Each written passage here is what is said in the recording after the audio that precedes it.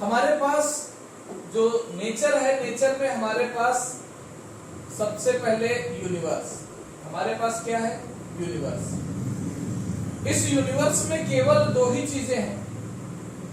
हम लोगों ने क्या क्या पढ़ा पता नहीं, आपको बताऊं। या तो मैटर है जो हम पहले पढ़ के आए हैं, 9th वगैरह में पढ़ते हैं आप लोग, और दूसरा एनर्जी है।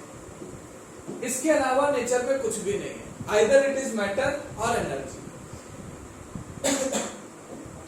फिर मैटर को क्लासिफाई किया गया है, मैटर को क्लासिफाई किया गया है। मैटर दो तरह का होता है, या तो ये होगा फिजिकल मैटर, या तो होगा फिजिकल मैटर, या होगा ये केमिकल मैटर। ठीक है, मैटर दो तरह का हो गया। अब फिजिकल मैटर जो हम लोगों ने पढ़ा है, फिजिकल मैटर तीन तरह का पढ़ा है। कौन कौन सा? एक तो सॉलिड पढ़ते हैं, लिक्विड पढ़ते हैं और गैस पढ़ते हैं। ठीक है, दो आपको और 9th-10th में पढ़ाए गए, एक प्लाज्मा करके पढ़ाया गया और एक बीई कंडेंसेट पढ़ाया गया, बोस आइंस्टीन कंडेंसेट। केमिकल जो आपके मैटर हैं वो दो होते हैं, या तो प्योर होगा केमिकल या होगा इम्प्योर। इम्प्योर को एक और नाम दिया जाता है मिक्सचर, जानते होंगे। और इसके बाद फिर हमको क्या बताना है?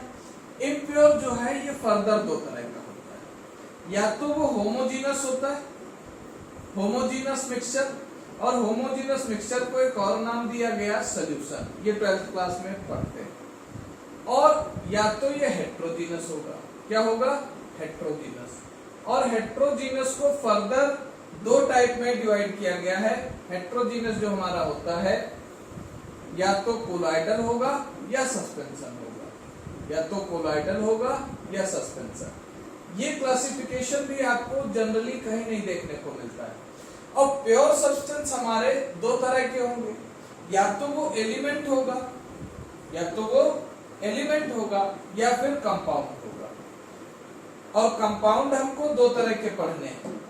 कौन कौन से पढ़ने? या तो ऑर्गेनिक पढ़ना है या फिर इनऑर्गेनिक। ये क्लासिफिकेशन है, बहुत अच्छे से ध्यान दीजिएगा इस पर। ऑर्गेनिक एलिमेंट होगा तो हमारे पास या तो वो मेटल होगा, या नॉन मेटल होगा, या मेटलॉइड। अब ये तीनों पहचानने के लिए हमें बड़ी समस्या होती है। मेटल नॉन मेटल तो फिर भी आप पहचान जाते हो, नॉन मेटल है, और फिर मेटलॉइड। नॉन मेटल और मेटल तो इजीली पहचान भी जाते हो, लेकिन ये मेटलॉइड पहचानना इतना आसान नहीं होता है।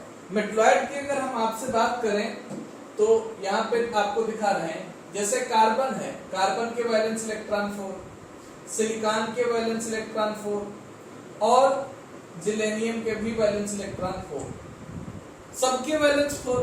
अगर 4 से कम होते हैं तो आप मेटल कह देते हो, 4 से ज्यादा होते हैं तो आप नॉन मेटल कह देते हो। 4 वाले में बड़ी कंफ्यूजन आती है, हमको नहीं पता चलता कौन सा मेटल है, कौन सा नॉन मेटल है, कौन सा मेटलॉइड। याद रखिएगा, इसके लिए मैं आपको एक फार्मूला दे रहा हूं, P+1 is equal to N।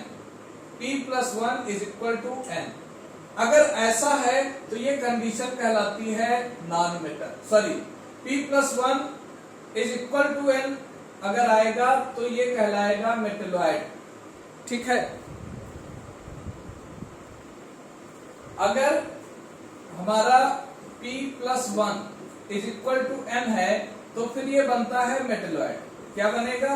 Metalloid. ठीक है, अगर P+1 is less than N तो ये आपका बनेगा नॉन मेटल, और अगर P+1 is greater than N तो ये बनेगा मेटल। यहाँ पे P और N क्या है? यहाँ पे P और N क्या है ये मैं लिख दे रहा हूं, ध्यान से देखिएगा। यहाँ पे जो P है, P is the number of period, वो एलिमेंट किस पीरियड में है, P is the number of period. And N क्या है यहाँ पे? N है यहाँ पे नंबर ऑफ वैलेंस इलेक्ट्रॉन। क्या है? वैलेंस इलेक्ट्रॉन की संख्या। इससे आप इजीली किसी भी एलिमेंट पे अप्लाई करके उसको मेटल, नॉन मेटल, मेटलॉइड बता सकते हैं। इजीली आप किसी को भी कोई भी एलिमेंट बता सकते हैं, है ना आसान तरीका मेटलॉइड पहचानने का, बहुत इजीली निकल के आ गया आपके सामने। इसी तरह का एक और टॉपिक, सम इंटरेस्टिंग टॉपिक्स है ये। और